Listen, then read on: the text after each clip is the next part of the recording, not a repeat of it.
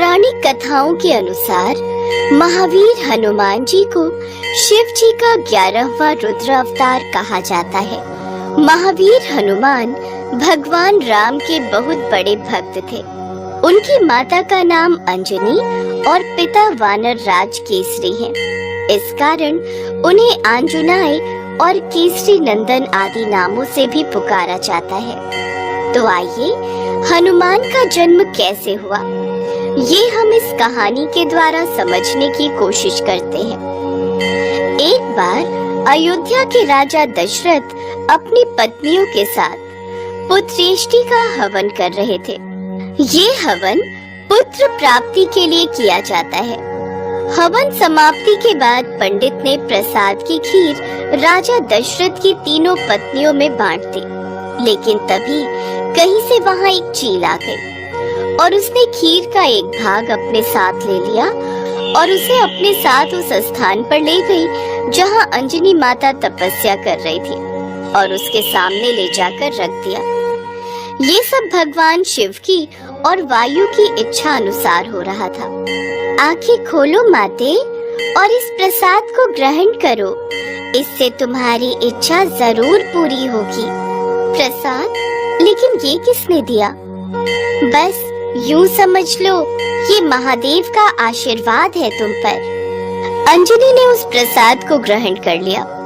फिर अगले दिन माँ अंजनी एक पर्वत पर खड़ी थी और सूर्य देव के तेज मिली थी। लेकिन तभी वहाँ बहुत तेज हवा चलनी शुरू हुई। हवा का वेग इतना तीव्र था कि उनके वस्त्र उड़ने लगे। उन्होंने सोचा ये जरूर किसी दानव की उदंडता हो सकती है। वो क्रोधित होकर बोली, ये कौन दानव है जो मेरी जैसी पति परायण स्त्री का अपमान करने की चेष्टा कर रहा है? तभी वहाँ उनके समक्ष पवन देव प्रकट हुए और क्षमा याचना करते हुए बोले, देवी शांत हो जाए।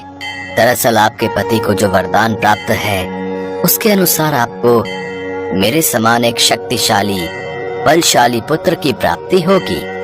इसी वरदान को पूर्ण करने के लिए मुझे आपके शरीर को स्पर्श करना पड़ा। मेरे स्पर्श के माध्यम से रुद्रदेव का एक अंश भी आपके शरीर में प्रवेश कर चुका है।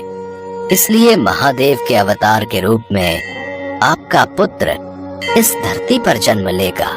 कुछ समय बाद पवन देव का कथन सही हुआ और महादेव ने हनुमान के रूप में कार्तिक मास की चतुर्दशा में वानर राज के यहाँ अंजनी माता के उदर से हनुमान जी के रूप में जन्म लिया।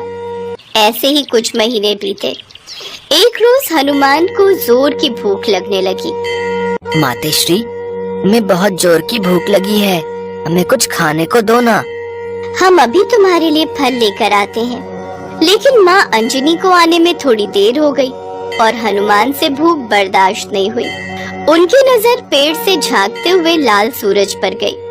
अरे वाह, ये तो कितना लाल फल है, निश्चित ही ये बहुत मीठा होगा।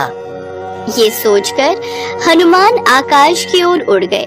लेकिन उस रोज अमावस्या का दिन था, जिस कारण सूरज को ग्रस्त ने राहु आया था। किंतु हनुमान को देख उन्हें ऐसा प्रतीत हुआ कि ये भी कोई दूसरा राहु है, इसलिए वो वहाँ से चुपचाप चले गए। लेकिन हनुमान की भूख तो बढ़ती ही जा रही थी और वो सूरज की ओर बढ़ते चले जा रहे थे। तभी इंद्रदेव की नजर हनुमान पर गई। कहीं ये बालक सूरज को निगलकर उसे अपना आहार न बना ले, मुझे इसे रोकना होगा। ये कहकर इंद्रदेव ने हनुमान पर प्रहार कर दिया और वो मूर्छित होकर गिरने लगे।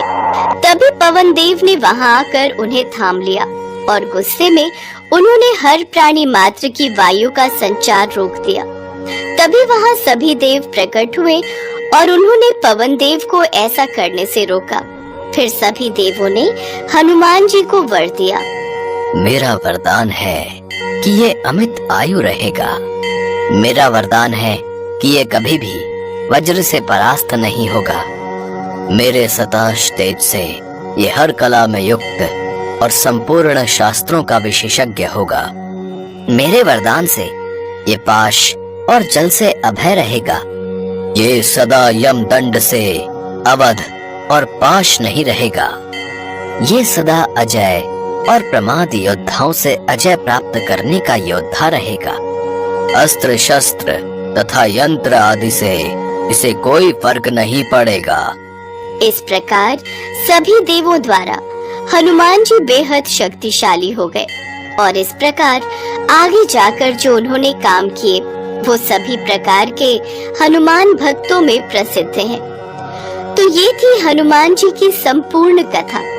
हनुमान जयंती पर हनुमान जी की पूजा करना अत्यंत शुभ माना गया है। चौकी पर लाल रंग का कपड़ा बिछाएं और उस पर हनुमान जी के साथ भगवान श्री राम की तस्वीर रखें।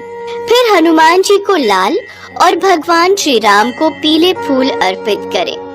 पहले श्री राम नाम का जप करें, फिर हनुमान जी के मंत्र का जाप करें। इस तरह पूजा करने से आपको हनुमान जी की असीम कृपा प्राप्त होगी।